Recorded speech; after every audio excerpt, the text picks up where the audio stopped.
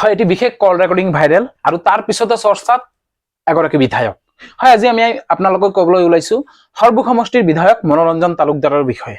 আপোনালোকে হয়তো সকলোৱে অৱগত, যোৱাকালি বিধায়ক মনোৰঞ্জন তালুকদাৰ দেৱৰ এখন বিশেষ অডিঅ' ক্লিপ ভাইৰেল হৈছিল, যিটো বিভিন্ন বাতৰিত সম্প্ৰচাৰ কৰা হৈছিল বা বিভিন্ন সামাজিক মাধ্যমত ভাইৰেল হোৱা পৰিলক্ষিত হৈছে। আৰু য'ত বিধায়কজনে হৰ্ষ নামৰ এজন ব্যক্তিৰ পৰা এটা বৃহৎ অংকৰ ধন দাবী কৰা বুলি ইতিমধ্যে উক্ত কল ৰেকৰ্ডিঙক লৈ সমগ্ৰ ৰাজ্যজুৰি এক চাঞ্চল্যকৰ পৰিস্থিতিৰ সৃষ্টি হৈছে। বিভিন্নজনে বিভিন্ন ধৰণৰ মতামত আগবঢ়াইছে, বহুতে নেগেটিভ কথা কৈছে, যদি কোনোবাই তেখেতক পজিটিভ ভাৱেও কৈছে, কোনোবাই কৈছে যে এই কল ৰেকৰ্ডিংটো তেখেতৰ নহয়।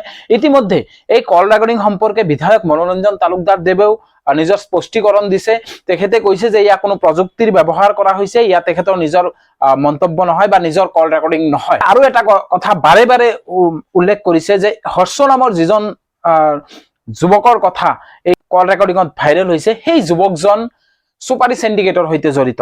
এয়া কিমান দূৰ সত্য সেয়া আমি জানিব পৰা হোৱা নাই, যদিও ইতিমধ্যে এই যিটো কল ৰেকৰ্ডিং, এই কল ৰেকৰ্ডিঙক লৈ সৰ্বত্ৰ চৰ্চা হোৱা পৰিলক্ষিত হৈছে। আৰু এই ক্ষেত্ৰত সৰ্বু সমষ্টিৰ বিভিন্ন সৰ্বসাধাৰণ ৰাইজে বিভিন্ন ধৰণৰ মতামত আগবঢ়াইছে। আমাৰ হাতত বহু কেইজনৰ মতামত আছে, আমি সেই মতামতসমূহ আপোনালোকলৈ আগবঢ়াইছো। হয়, এই কল ৰেকৰ্ডিংটো সঁচা নে মিছা এয়া হয়তো পৰৱৰ্তী সময়ত জল পটপট হ'ব, কিন্তু সৰ্বু সমষ্টিৰ সৰ্বসাধাৰণ ৰাইজে এই কল ৰেকৰ্ডিঙক লৈ কেনেকুৱা ধৰণৰ প্ৰতিক্ৰিয়া প্ৰকাশ কৰিছে বা কেনেকুৱা ধৰণৰ মতামত আগবঢ়াইছে সেয়া আমি আপোনালোকক কিছু দেখুৱাবলৈ চেষ্টা কৰিম। মই সৰ্ব সমষ্টিৰ এজন সাধাৰণ ভোটাৰ, আৰু মই এটা এছেবা কৰিছিলোঁ, এটা মই বামপন্থী উগ্ৰম ভোটাৰ আছিলোঁ। মই খুব মৰ্মাহত হৈছোঁ। মনোৰঞ্জন তালুকদাৰৰ দৰে এজন বিখ্যাত শিক্ষিত আৰু উচ্চ আপোনাৰ বিধানসভাৰ সাংসদ বুলি মই ক'লোঁ, বিধায়ক বুলি, তেওঁৰ এগেইনষ্টে যিটো অভিযোগ আনিছে মিডিয়াত বা আমি শুনিলোঁ, আমি খুব দুখ পাইছোঁ আৰু মৰ্মাহত হৈছোঁ। তাৰমানে সততাৰ পতন হ'ল নেকি? আৰু তেওঁৰ বিপক্ষে কথা ক'ব ইমান সাহস পালে ক'ত? নিশ্চয় কিবা এটা আছে। চাওক, ইয়াত আৰু উদ্ধৱ বৰ্মন হৈছিলে বিধায়ক, হেমেন দাস আছিলে বিধায়ক, তেওঁলোকে দলটো হেমেন দাসতে ঠন ধৰি দলটো কৰিছে তেওঁলোকৰ বিপক্ষেতো আমি কোনোদিন একো শুনা নাই। এটা বেজী সমানো আমি শুনা নাই। এখেতৰ এগেইনষ্টখিনি যে কৈছে কিবা সত্যতা আছে নেকি? আৰু আমি শুনো তেওঁ বোলে গৰুৰ যি চোৰাং ব্যৱসায়, সেই তাৰ পৰা বোলে কমিশ্যন লয়। শুনা কথা দেই, সত্যতা মই নাজানো ইমানখিনি। আৰু তেওঁ উচ্চ শিক্ষিত, তেখেত বোলে গুৱাহাটী ইউনিভাৰ্চিটি GS আছিলে, আৰু বোলে বেনাৰস নেকি তাতেও বোলে কিবা ইউনিভাৰ্চিটিত পঢ়িছিলে। তেখেতৰ পৰা অৱশ্যে হয় তেওঁ সাংঘাতিক বাগ্মীবোৰ কথা বঢ়িয়া কয়, কিন্তু বাস্তৱততো আমি তেওঁৰ তেনেকুৱা কথা কোৱা নাই। আৰু নীলজ কাণ্ড যদি সঁচাকৈ তেখেতে কিটো চুপাৰ চিণ্ডিকেটৰ পইচা লৈছে, একদম লেতেৰা কাম কৰিছে, সাংঘাতিক লেতেৰা। তেওঁ সততাত থকা মানুহ এজনে এনেকৈ যদি পইচা খোজে, ব্যক্তিগতভাৱেই হওক বা কিবা হওক, আমি অতি মৰ্মাহত হৈছোঁ। আমি তেখেতক কি লৈ পুনৰবাৰ আমি তেখেতক নিৰ্বাচিত কৰিম, তেখেতে কি লৈ পুনৰ সমষ্টিত আহিব, আমাৰ সন্দেহ হৈছে। কিন্তু তেওঁৰ চাল চলন, তেওঁৰ যিটো আপোনাৰ চাল চলনত কি বুলি কয়, যেনেকৈ তেওঁ জীয়াই থাকে যেনেকুৱা সুবিধাত, তেওঁ বামপন্থী আৰু আপোনাৰ ভিকহুৰ মানে এই সাম্যবাদী মানুহৰ চৰিত্ৰ নাই। তেখেতে বিৰাট 40 লাখ টকীয়া দামী গাড়ীত ঘূৰে, যিটো 17 আগষ্টত তেখেতে ব্যক্তিগত ঘৰত 3টা ৰুমত শীততাপ নিয়ন্ত্ৰিত। গতিকে তেওঁ কৃষকৰ বা আপোনাৰ হাল মাৰি থকা কৃষকজনৰ বা শ্ৰমিকৰ কথা তেওঁ উপলব্ধি কৰিব কি? তেওঁ সবক বজাৰত আজিলৈকে কোনো এটা সাধাৰণ দোকানীৰ লগত কথা বাৰ্তা বা কৃষকৰ লগত পথাৰত যায় আলোচনা কৰা শুনা নাই। কিন্তু অখিল গগৈ হালো মাৰে, অখিল গগৈ কৃষকৰ কথাও শুনে। কিন্তু একেটা ক্ষেত্ৰতো আমি তেনেকুৱা চৰিত্ৰ দেখা নাই। তেখেতে এটা ৰঙা চোলা পিন্ধে, সেই ভিতৰতো ৰঙা চৰিত্ৰ নাই, তেওঁ চৰিত্ৰটো বেলেগ ধৰণৰ চৰিত্ৰ। ইয়াতে কি কয়, কমিউনিজমৰ প্ৰতি আকৰ্ষিত হৈছিলোঁ, আমি এতিয়া বিকৰ্ষিত হ'ম। ভিতৰখণ্ডত চব ৰাজনীতি দলৰে একে, তেওঁলোকে চিঞৰে, কিন্তু চৰিত্ৰটো চবৰ লগত একে দেখা পাইছোঁ তেওঁলোকৰ। দুখিত। আৰু তেওঁ সমষ্টিত দেখা যায় মাত্ৰ 2টা ঠিকাদাৰক কাম দিয়ে, সাম্যবাদীতে তেখেত সাম্যবাদ, কিন্তু তেখেতেতো পুঁজিপত্ৰৰ কথাহে চিন্তা কৰে। 2জন ঠিকাদাৰ কোন নাম আমি নকওঁ, সময়ত কম। মাত্ৰ 2টা ঠিকাদাৰে ইয়াতে কাম পায়, বেলেগ ঠিকাদাৰ নাই নেকি? তেখেতেতো এটা চিঞৰ দিছিলে ৰঞ্জিত দাসক, প্ৰাচীনক ঠিকা দিয়ে, এজন ঠিকাদাৰ কমিশ্যন পায় নেকি? আজি আপুনি কি কৰিছে, আপুনি সৰ্বগত মাত্ৰ 2টা ঠিকাদাৰক কাম দিয়ে, বাকীবিলাক ঠিকাদাৰৰ কামেই নাপায়। আপোনালোকে মই নাম নকওঁ, সৰ্বক ৰাইজে সকলোৱে জানে। তেওঁৰ লগত কিবা নিশ্চয় মিতিৰালি আছে, নিশ্চয় শতাংশ হওক কিবা অটতো আছে। কিয় 2জনে কাম পায়? আপোনাৰ অফিচত খবৰ ল'লে গম পাব, অমুক দাস অমুক বড়ো, কিন্তু বড়োটো থাকে ক'ৰবাত লোকেলৰ কাম কৰে কোনো বেলেগ ব্যক্তি। মাত্ৰ 2জন দেই, 2জন ঠিকাদাৰে কাম পায়, বাকীবিলাক কামেই নাপায়। আচৰিত কথা, যিটো প্ৰায় 1.5 কোটি 2 কোটি টকা ঠিকা যদি, আৰু ইণ্টাৰেষ্টিং কেছ কি, বছৰত যিকেইটা ঠিকা আহে সেইকেইটা ব্যক্তিয়ে পায়।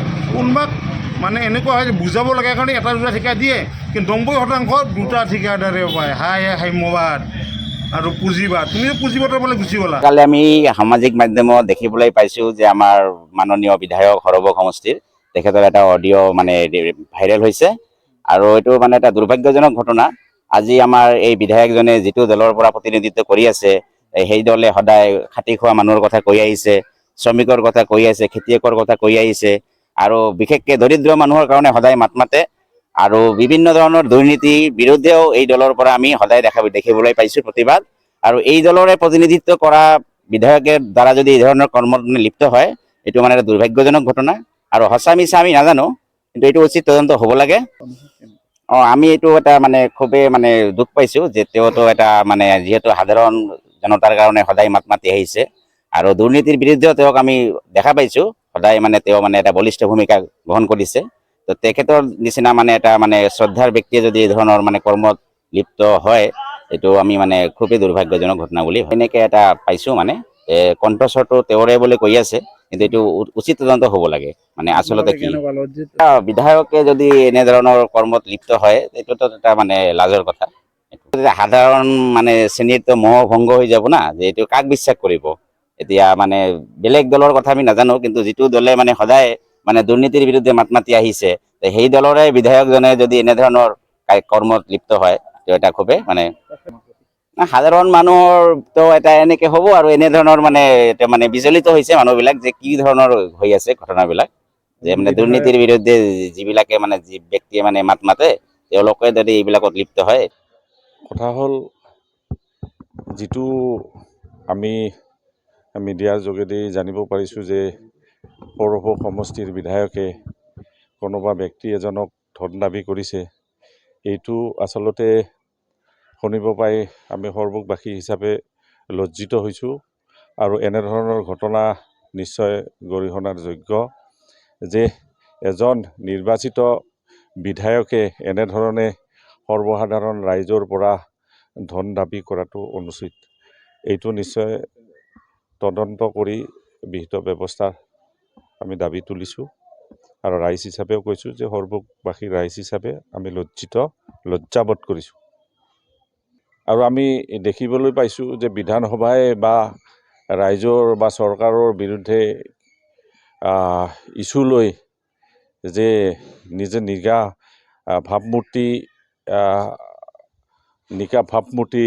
প্ৰকাশ ঘটাব খোজে, আৰু এনেধৰণৰ নিকা ভাৱমূৰ্তি থকা বুলি নিজকে জাহিৰ কৰি থাকি যদি এজন নিৰ্বাচিত বিধায়কে সৰ্বসাধাৰণ ৰাইজৰ পৰা বা যিজন ব্যক্তিৰ পৰা ধন দাবী কৰিছে, আমি দেখিবলৈ পাইছোঁ যে সেইটো আচলতে আমাক লজ্জিত কৰিছে, আৰু ইয়াৰ এটা উচিত তদন্ত আমি বিচাৰিছোঁ।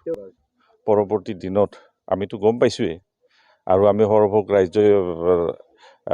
ৰাইজ হিচাপে নিশ্চয় আমি গম পাওঁ ইয়াৰে ব্যক্তি কেনেধৰণৰ কথা। কিন্তু আমি কথাটো হ'ল কি, যে যিজন ব্যক্তিয়ে নিজকে নিকা ভাৱমূৰ্তিৰ প্ৰকাশ ঘটাব খোজে, সেইজন ব্যক্তিয়ে যদি এনেধৰণৰ ঘটনা কৰে, নিশ্চয় গৰিহণাৰ যোগ্য।